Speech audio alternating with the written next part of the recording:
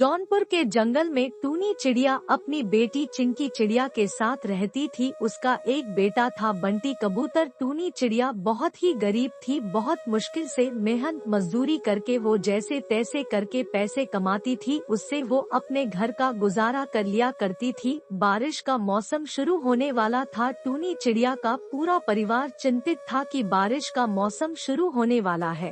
माँ, अपना घोंसला कई जगह से टूट गया है। माँ, जल्दी ही दूसरा घोंसला बनाना पड़ेगा। हाँ, यही सोचकर तो मैं भी परेशान हूँ, लेकिन क्या करूँ, मेरे पास इतने पैसे नहीं है कि दूसरा घोंसला बना सकूँ। तभी बंटी कबूतर वहाँ आता है। माँ, मैं अपने दोस्तों के साथ खेलने जाऊँ? ठीक है, चला जा, लेकिन शाम होने से पहले लौट आना। बंटी कबूतर खेलने के लिए चला जाता है। बोलो ना माँ, अगर बारिश अभी शुरू हो गई तो हम कहाँ जाएंगे? तो रुक, मैं अभी कुछ सोचती हूँ, तो तब तक मेरे लिए चाय बना कर ला। चिंकी चिड़िया चाय बनाने चली जाती है और थोड़ी देर बाद चाय बनाकर अपनी माँ को दे देती है। टूनी चिड़िया चाय पीने लगती है। चिंकी चिड़िया, मैं सोच रही हूँ क्यों न मैं जहाँ काम करती हूँ वहाँ से कुछ रुपए कर्ज ले लूँ, फिर धीरे धीरे चुका दूंगी। माँ, पहले से ही तुम्हारे ऊपर बहुत कर्ज है, फिर से कर्ज लोगी तो हम खाएंगे कहाँ से? तो क्या करूँ चिंकी चिड़िया, तू ही बता। इस तरह कुछ दिन बीत जाते हैं और बारिश का मौसम शुरू हो जाता है। टूनी चिड़िया अपने मालिक कड़कनाथ सेठ के पास कर्ज मांगने जाती है। सेठ जी, मुझे थोड़ा कर्ज चाहिए, मुझे अपना नया घोंसला बनाना है। बारिश हो रही है, मेरे पूरे घर में पानी टपक रहा है, रहना मुश्किल हो रहा है। अरे ओ टोनी चिड़िया, तुम्हें और कर्ज मांगते समय शर्म नहीं आ रही? पहले तुम्हारे ऊपर मेरा बहुत कर्ज है, पहले उसे चुकाओ। टूनी चिड़िया चुपचाप वहाँ से चली जाती है। ऐसे में एक दिन जोरों से बारिश होने लगती है। टूनी चिड़िया का पूरा घर पानी से भर जाता है। माँ, जल्दी चलो यहाँ से, अगर घोंसला टूट गया तो हम सब दबकर मर जाएंगे। मैं कहाँ जाऊँ अपने बच्चों को लेकर, कुछ समझ में नहीं आ रहा। भी टूनी चिड़िया हरी काकी के पास जाती है। हरी काकी, मुझे और मेरे बच्चों को अपने घर में आसरा दे दो। क्यों टूनी, तुम्हारे घर को क्या हुआ? इतनी बारिश में मेरे यहाँ मदद मांगने चली आई। हरी काकी, बारिश रुकने तक मेरी मदद कर दो। देखो टूनी चिड़िया, तुम बुरा मानो या भला ये तुम्हारी मर्जी, लेकिन मैं तुम्हें अपने घर में नहीं रख सकती। अगर मेरा घर टूट गया तो मैं कहाँ जाऊँगी अपने परिवार को लेकर? मैं तुम्हारी कोई मदद नहीं कर सकती। अब तुम यहाँ से जाओ। चिड़िया सुंदरी कोवी के पास जाती है, लेकिन वो भी उसकी कोई मदद नहीं करती। उदास होकर टूनी चिड़िया घर लौट आती है। बारिश रुकने का नाम नहीं ले रही थी। तभी बंटी कबूतर कहता है, माँ, मैं जहाँ खेलने जाता हूँ वहाँ काफी सारी लकड़ियाँ पड़ी है। बहुत दिनों से कोई उन लकड़ियों का इस्तेमाल नहीं कर रहा है। चलो हम सब वही चलते हैं और उन लकड़ियों से अच्छा सा घर बनाते हैं। अरे बेटा, तूने ये बात पहले क्यों नहीं बताई? टूनी चिड़िया अपने परिवार को लेकर लकड़ी के ढेर वाली जगह पर जाती है। लकड़ियों को देखकर टूनी चिड़िया राहत की सांस लेती है। ये तो बहुत अच्छी जगह है, हम आराम से लकड़ी का घर बना सकते हैं। सभी मिलकर लकड़ी इकट्ठा करते हैं। टूनी चिड़िया घर बनाकर उसमें रहने लगती है। धीरे धीरे बारिश बढ़ती ही जा रही थी, वो रुकने का नाम ही नहीं ले रही थी। कई दिन इस तरह गुजर जाते हैं। एक दिन अचानक सुंदरी कोवी का घोंसला टूट जाता है। वो अपने बच्चों को साथ लेकर जंगल में भटकने लगती है। तभी टूनी चिड़िया की नजर उस पर पड़ती है। सुंदरी बहन, जल्दी इधर आओ। टूनी बहन, मैं तुम्हारे घर में रह सकती? हाँ सुंदरी बहन, तुम यहाँ रह सकती हो। ये बहुत बड़ा घर है, हम सबने मिलकर इसे बनाया है और ये बहुत मजबूत भी है। तुम्हारा बहुत बहुत धन्यवाद टूनी चिड़िया, जो तुमने इस मुसीबत में मेरी मदद इस तरह की। जंगल के कई पक्षी टूनी चिड़िया के घर में खुशी खुशी रहने लगते हैं।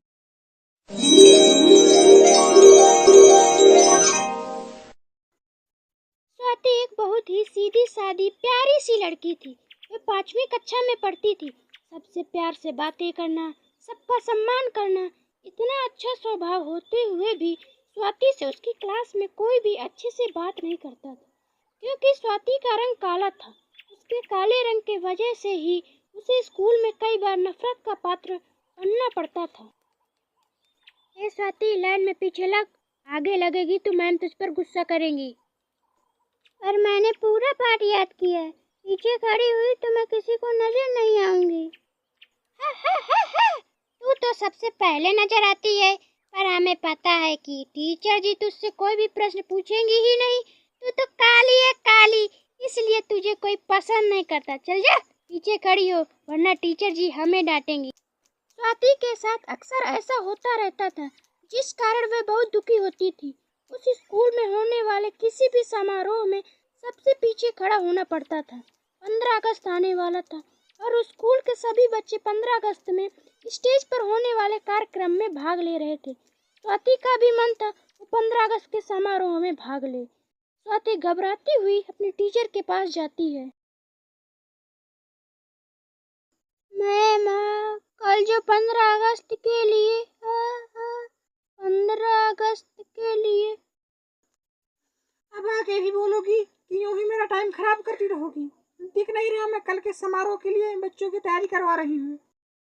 मैम, कल मुझे भी डांस ग्रुप में भाग लेना है। डांस ग्रुप के बच्चे पूरे हो चुके हैं, अब तुम इस ग्रुप में नहीं आ सकती। सॉरी। और वैसे भी मुझे इस ग्रुप में सुंदर सुंदर लड़कियों को ही लेना था, पर तुम इनसे बिल्कुल अलग हो।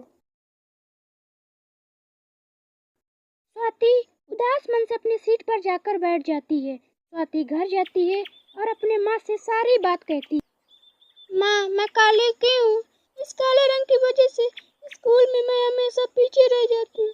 मेरे से कोई भी बात नहीं करता और कल 15 अगस्त के लिए मुझे डांस में भी नहीं चुना। माँ, मुझे बिल्कुल भी अच्छा नहीं लगता। सब मेरे को नफरत भरी नजरों से देखते हैं।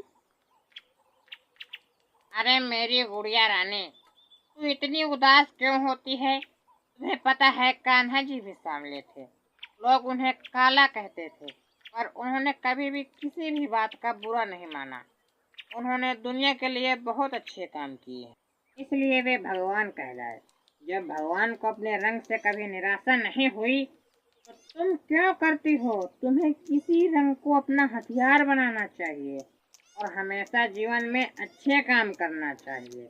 व्यक्ति की पहचान उसके रंग रूप से नहीं होती, उसके अच्छे व्यक्तित्व से होती है। इसलिए कभी भी अपने रंग को लेकर निराश नहीं होना। स्वाति अपने माँ की बात को समझ जाती है और अगले दिन वह खुशी खुशी स्कूल पहुँचती है। 15 अगस्त का प्रोग्राम स्कूल की छत पर किया जा रहा था। प्रिंसिपल सर और प्रोग्राम में लेने वाले सभी बच्चे आ चुके थे। कुछ ही देर में चीफ गेस्ट भी आने वाले थे। देशभक्ति से तो पूरा स्कूल गूंज रहा था। अलग अलग कक्षा के बच्चे 15 अगस्त पर निबंध बोल रहे थे। स्वाति भी 15 अगस्त पर कुछ लाइनें तैयार करके आई थी। वह स्टेज पर बोलने जाने लगती है, सभी टीचर उसे आवाज देती हैं। देखो स्वाति, कुछ ही देर में चीफ गेस्ट आने वाले हैं, तुम स्टेज पर नहीं जाओगी। मैं नहीं चाहती कि तुम्हारी वजह से मेरी पूरी क्लास की बेइज्जती हो, इसलिए चुपचाप वहां जाकर बैठ जाओ। इतनी देर में प्रधानाचार्य अध्यापक स्टेज में आ जाते। आप सभी बच्चों को 15 अगस्त आज़ादी दिवस की हार्दिक शुभकामनाएं। हमारे बीच चीफ गेस्ट आ चुके हैं। अब सभी बच्चे जोरदार तालियों से उनका स्वागत करते हैं। कुछ ही देर में यहाँ झंडा फहराया जाएगा। इसके बाद सभी कक्षा के बच्चे अपना सांस्कृतिक कार्यक्रम प्रस्तुत करेंगे। प्रोग्राम शुरू हो जाता है। उसके बाद देश का झंडा फहराया जाता है। बारी बारी सभी कक्षा के बच्चे सुंदर सुंदर तैयार होकर अपने कार्यक्रम प्रस्तुत करने लगते हैं। स्वाति के क्लास के बच्चे भी ग्रुप डांस के लिए स्टेज पर पहुंचते हैं। जो झंडा अभी कुछ देर पहले फहराया गया था, बच्चे उसके आसपास ही डांस कर रहे थे। झंडा जिस डंडे से बंधा था, वो डंडा लगातार हिल रहा था। सब लोगों का ध्यान बच्चों के डांस पर ही था। अचानक स्वाति की नजर गिरते हुए झंडे की तरफ पड़ती है। स्वाति उड़ती हुई स्टेज पर जाती है और उस गिरते हुए झंडे का डंडा पकड़ लेती है। स्वाति को ऐसा करता देख स्वाति के टीचर भी जल्दी से स्टेज पर आ जाते हैं और स्वाति की मदद करने लगते हैं। स्वाति के कारण बच्चों को चोट आने से बच जाती है। सभी लोग स्वाति के साहस की शाबाशी देते हैं। अगर ऐसे होनहार और साहसी युवा बच्चे इस देश में हों तो इस देश को तरक्की होने से कोई नहीं रोक सकता। तुम्हारे कारण आज बच्चों को चोट लगने से बच गई और एक हादसा टल गया। तुमने अपनी जान की भी परवाह नहीं की। आज तुमने देश के झंडे को जमीन पर गिरने से बचा लिया। तुम में इतना साहस कहाँ से आया बेटी? सर, ये सब मैंने अपने क्लास टीचर प्राची मैम से सीखा है। उन्होंने ही हमें सिखाया है कि हमें कभी भी अपने देश के झंडे को जमीन पर नहीं गिरने देना चाहिए। भारत देश का झंडा हमारी आन बान और शान का प्रतीक है और हमें इसकी रक्षा करना चाहिए।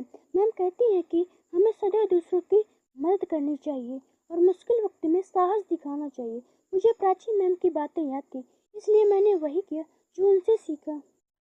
Miss Prachi, very good. आपने अपने कक्षा के बच्चों को बहुत अच्छी शिक्षा दे रखी है। शाबाश स्वाति बेटा। मैं यहाँ पर एक बात के लिए और सावधानी बरतना चाहूँगा। आज के बाद किसी भी समारोह से पहले एक बार सारा प्रबंध अपने आंखों से चेक करूँगा ताकि ऐसी अनहोनी से बचा जाए। बाकी इसके लिए स्कूल स्टाफ भी सावधानी बरते, ऐसी मैं कामना करता हूँ। मैंने स्वाति के साथ कितना बुरा व्यवहार किया और आज इसी स्टूडेंट के कारण मेरी सबके बीच में वाहवाही हुई है। और आज के बाद स्वाति के साथ रंग को लेकर कोई भेदभाव नहीं कर। प्रिंसिपल सर स्वाति के साहस के लिए ट्रॉफी देती है। उस दिन स्वाति की खुशी का ठिकाना नहीं था। आज उसकी क्लास के सभी बच्चे उससे अच्छे से बात करते हैं। सभी बच्चों को 15 अगस्त त्योहार की खुशी में मिठाई और टॉफियाँ बांटी जाती।